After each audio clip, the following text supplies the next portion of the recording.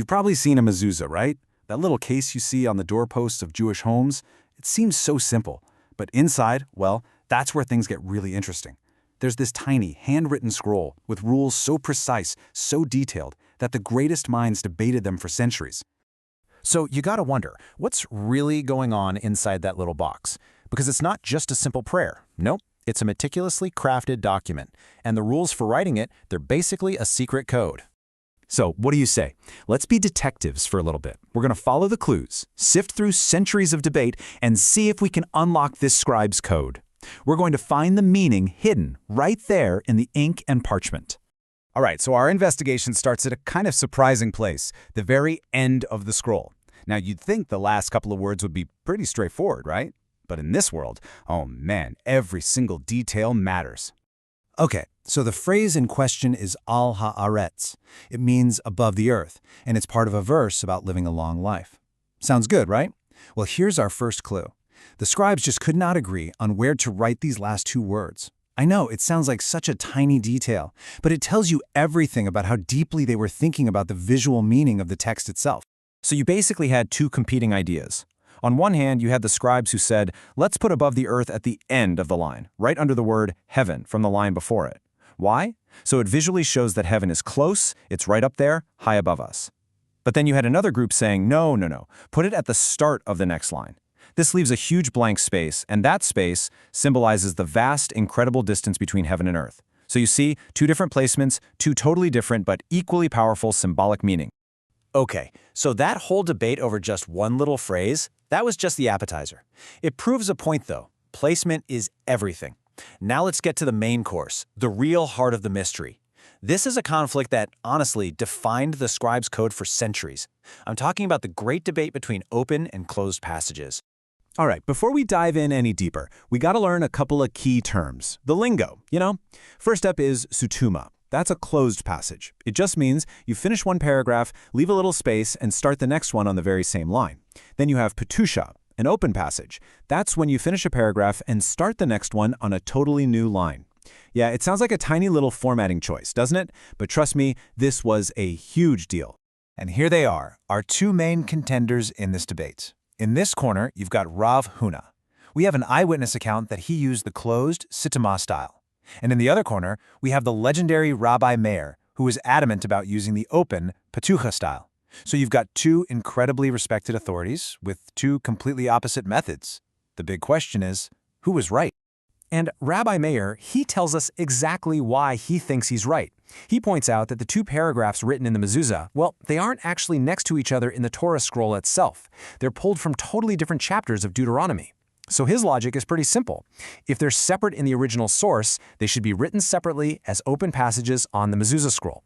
It's a clean, logical argument, right? It's based directly on the source text. Okay, so we've got a really solid, logical argument for the open method. Case closed, right? That should be the end of it. Well, not so fast. This is where the whole debate takes a really bizarre and honestly fascinating turn. And when I say strange, I mean really strange. To settle this highly technical debate about ink and parchment, where the sages turn, they bring in a completely different area of law, one that revolves around a very specific type of shoe. Yep, sandals. I'm not kidding. So, this whole analogy comes from an ancient ceremony called halitza. Here's the gist. It's a biblical ritual for a widow who doesn't have any children. It's a way for her to be officially released from the obligation of marrying her late husband's brother. And the absolute key moment in this ritual, she has to publicly take off his sandal. Just remember that one detail. Removing the sandal, it's going to be important. I know, this seems like a crazy detour into ancient ceremonies, but believe me, it is not random at all. It's here to reveal a principle so powerful, it's going to crack our entire mezuzah mystery wide open. And this right here, this quote, is the master key that unlocks everything. The sage named Rav makes this absolutely stunning statement. He says, look, if the prophet Elijah himself, we're talking the ultimate spiritual authority, came back and said, hey everybody, you're doing this ceremony all wrong, you're not supposed to use a sandal, the people should actually ignore him. Why? Simply because the custom, the tradition of using a sandal was already so deeply established. Let's just pause and break that down for a second, because that is a radical idea. Step 1, the highest authority you can possibly imagine, the prophet Elijah, shows up. Step 2, he tells everyone they need to change a custom they've been doing for ages. Step 3, the conclusion, the people's custom wins. The established practice is just too strong to be overturned, even by a prophet. Tradition itself becomes a kind of authority. So what's the big takeaway here? It's that what a community actually does, their lived tradition, can become even more binding than a direct command from a prophet. Custom isn't just some fuzzy, nostalgic thing. It's a real force of law, all on its own. Okay, so now we have our final crucial clue. Let's take this powerful principle about tradition and custom and bring it all the way back to our original mystery, the mezuzah scroll.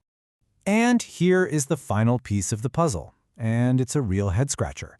The text is clear. The final ruling came down in favor of Rabbi Meir, the guy who wanted open passages. But at the same time, we know that the established custom among scribes was to write them closed, just like Rav Huna did. So wait a minute. If custom is king, how could the law possibly go against the custom? It feels like a total contradiction, right? So how do they solve this paradox? It's genius, really. The ruling did follow Rabbi Meir, just not on the point everyone was arguing about. The sages went back and looked closer at what he said, and they noticed he also mentioned leaving a space, a margin, at the top and bottom of the text. That was the detail that became the official law.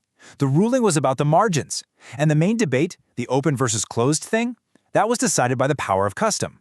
Since all the scribes were already doing it the closed way, that custom was just upheld. Problem solved. And boom, just like that, the code is cracked. It's so elegant. The logical argument from Rabbi Meir was honored, and the power of custom was honored. The final mezuzah scroll we have today is this beautiful blend of both.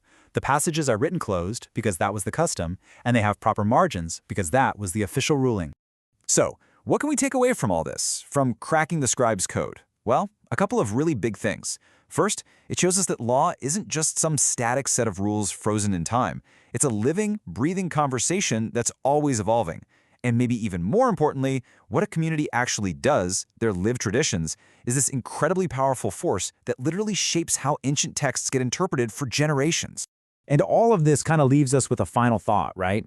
I mean, we all follow unwritten rules that come from custom. Think about it. In our families, at work, in our cultures. So here's a question to chew on. What are the unwritten rules in your own life? What are those powerful traditions that are so ingrained, so established, that maybe not even a prophet could come and change them?